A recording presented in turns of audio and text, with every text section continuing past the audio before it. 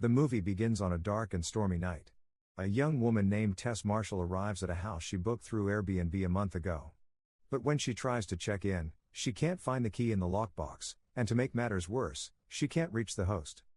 Just as she prepares to leave, a light flicks on inside. She rings the bell, and a man named Keith opens the door. He explains that he also rented the same house, through a different app. Confused but with no other options, Keith invites her inside so they can figure out the situation. Tess, cautious but drenched and tired, steps in. As the night goes on, Tess tries to book another hotel, but everything nearby is sold out due to a citywide convention. Keith offers her the bedroom and says he'll take the couch. Though still wary, Tess snaps a photo of his ID for safety after spotting his wallet. Later, Keith offers her wine, careful to open the bottle in front of her to ease her concerns. As they share the drink, the two begin to bond. Tess tells him she's in town for a job interview with a filmmaker named Bonnie Zane. Keith surprises her by saying he's seen Bonnie's latest film, something Tess didn't expect from someone outside her circle. The ice breaks. They talk late into the night, and eventually, both go to sleep. But sometime later, Tess wakes up to the sound of her bedroom door creaking open. Keith is having a nightmare on the couch, gasping in his sleep. She wakes him, and he jolts upright, confused and alarmed. He insists he didn't open her door. The next morning, Tess heads to her interview while Keith leaves a handwritten note, saying he'll be back later. As she steps outside, she's surprised to see the neighborhood in daylight, run down, nearly abandoned. She meets Bonnie at a cafe, and the interview goes well. Until she mentions where she's staying. Bonnie urges her to leave the area immediately, it's known for being dangerous. Returning to the house, Tess is startled when a disheveled man named Andre runs at her, yelling that she needs to get out. Frightened, she rushes inside and calls the police, but they say no units are available. Rattled, Tess starts packing her things. But when she discovers there's no toilet paper in the bathroom, she heads to the basement to find more, only for the door to shut and lock behind her. Worse, her phone is still upstairs. While searching the basement, she notices a strange rope protruding from the wall. When she pulls it, a hidden passage opens, revealing a dark tunnel. Against her better judgment, Tess ventures in. Inside, she finds a chilling room, dimly lit, stained walls, a single bed, an old camera, and a bloody handprint. Panicked, she runs back to the basement window and sees Keith outside. He helps her escape. Terrified, Tess tells him what she saw and insists they leave, but Keith is skeptical. Trying to reassure her, he decides to check it out himself.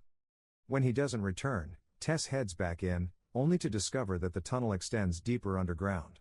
She follows his voice and eventually finds Keith, frightened and injured, claiming something bit him. Before they can react, a grotesque, naked, inhuman woman lunges from the darkness and violently kills Keith, bashing his head against the wall. Tess is left in shock as the creature turns toward her and roars. The scene cuts. Elsewhere, we meet A.J. Gilbride, a Hollywood screenwriter driving along the coast. He gets a call. He's being dropped from his latest project after a woman accuses him of rape. AJ denies everything and vows to fight, but his accountant later warns that legal fees will bankrupt him within months. Reluctantly, AJ returns to Detroit to liquidate some assets, one of them being the house from earlier. When he arrives, he notices luggage still inside. Suspicious, he contacts the rental agency to ask about the tenants. But they don't give him a clear answer. After his unsettling arrival in Detroit, AJ goes out drinking with a friend. During their conversation, AJ confesses that while he may have pressured a woman into sex, he insists that what happened wasn't rape. His words reveal more than he realizes, casting doubt on his own innocence. The next morning, AJ begins checking the house and notices some belongings left behind, including a laptop belonging to someone named Tess. As he explores, he hears strange sounds from the basement and starts to feel uneasy, like someone might still be down there. Despite his growing fear, AJ grabs a flashlight and a knife and ventures into the basement. There, he stumbles upon the same hidden passage Tess once discovered. But instead of panicking, AJ sees dollar signs. He pauses his search to look up whether secret tunnels might increase the property value. Armed with a measuring tape, he goes back down to inspect everything, greed outweighing caution. But as he moves deeper through the dark tunnels, he stumbles upon a disturbing room. A TV plays a looping video of a baby breastfeeding, filling the space with an eerie calm.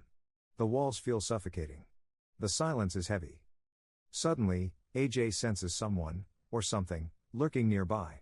He panics and runs, only to fall into a deep pit. There, to his surprise, is Tess, still alive.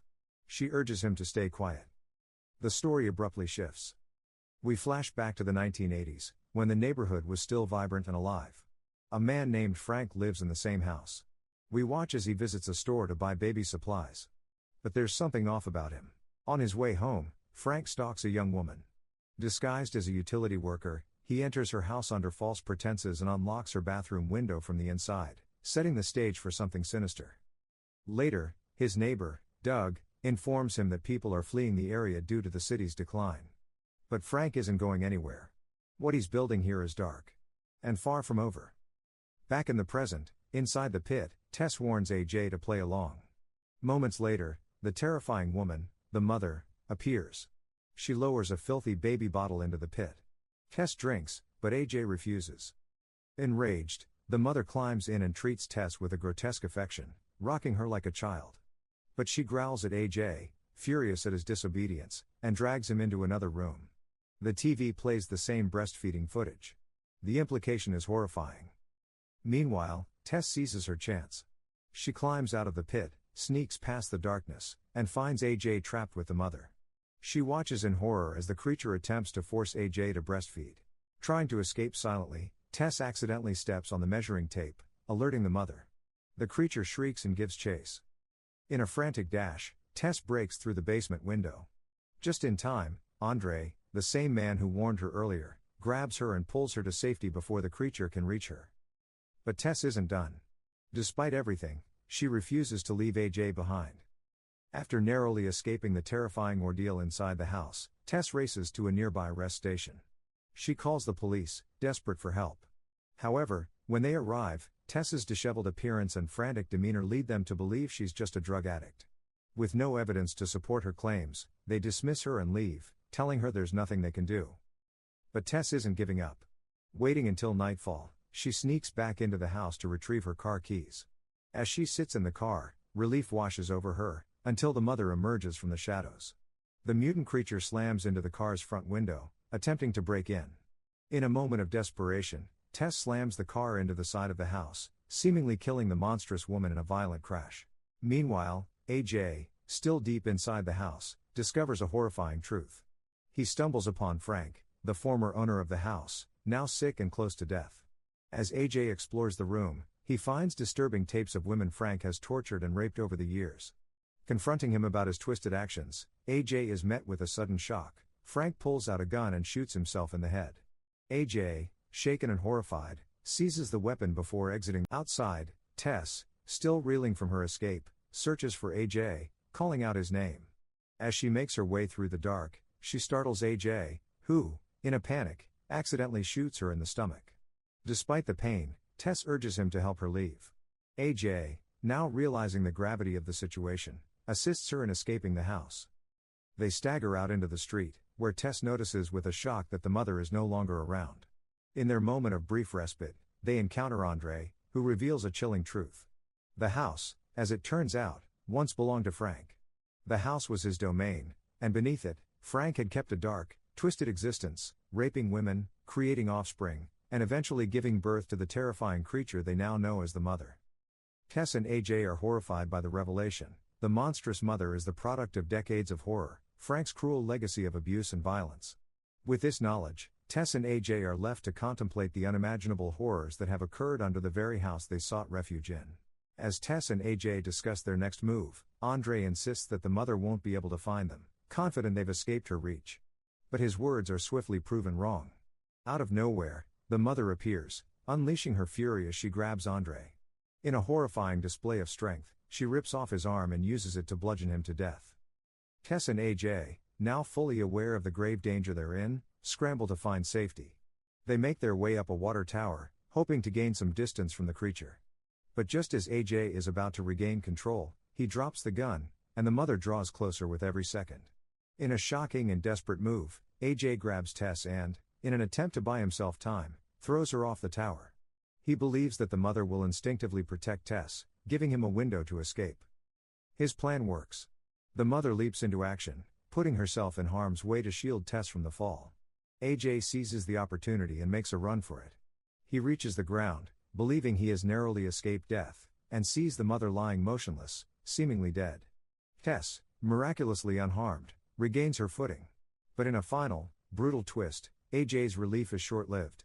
As he tries to justify his actions to Tess, attempting to lie and claim he only did what he thought was necessary, the mother suddenly rises, her rage undeterred. She gouges AJ's eyes with her thumbs in a horrific, primal act of vengeance. In an instant, she crushes his skull, ending his life in a gruesome display. With AJ's death, the mother turns her attention back to Tess, slowly approaching her with an unsettling tenderness. In an eerie moment, the mother shows affection, as if seeking to bond with the woman who had unwittingly become the target of her twisted maternal instincts. Tess, however, is not about to let the terror continue. Grabbing the gun, she hesitates for a moment, a brief moment of regret for what she's about to do. But with a steady hand, she shoots the mother, ending the reign of terror.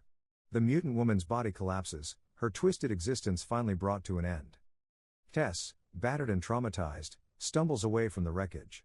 As she makes her way to safety, the film leaves her future uncertain. With the gun still in her hand, she heads towards civilization, determined to get medical help and put this nightmare behind her. And that's the terrifying story of Barbarian, a simple stay that turns into a nightmare beyond imagination.